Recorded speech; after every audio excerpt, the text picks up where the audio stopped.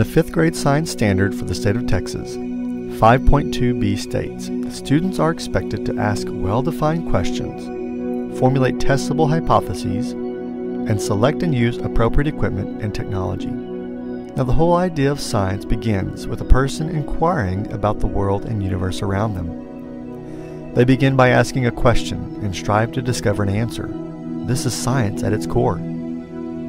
What we glance over is the fact that the term quest is the root word of question. We are literally on a quest, an adventure to seek out an answer.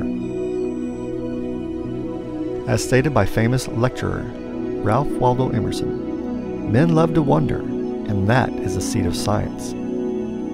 This process can begin here in a humble classroom, or can begin here in an advanced laboratory.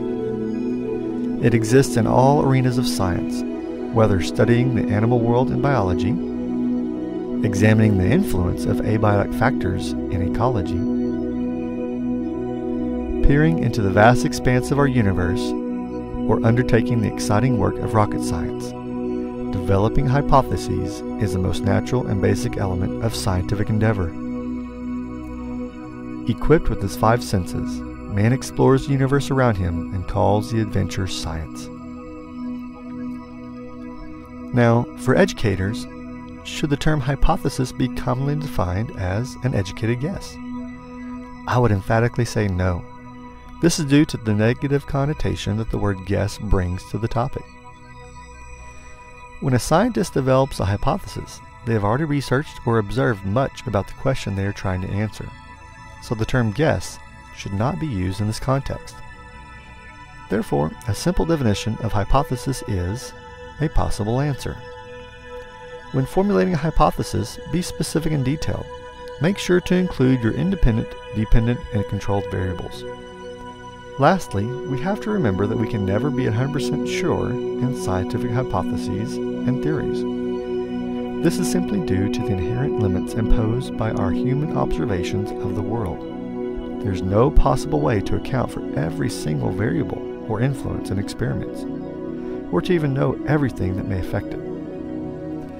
It was famed author and physician Lewis Thomas who once wrote, "In real life, every field of science is incomplete, and most of them, whatever the record of accomplishment during the last 200 years, are still in their very earliest stages."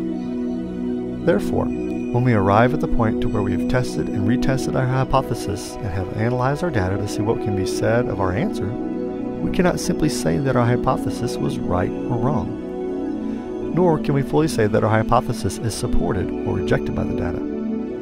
The most important way to phrase this concept is to say that we either reject or fail to reject our hypothesis. The reject part we understand, but what does it mean to say fail to reject? Are we saying that we are right, or that the data supports our answer? Well, mostly yes, but we leave wiggle room in there to emphasize that there is possibility to account for unknown influences and variables. We can't fully say we are right, we just can't reject it.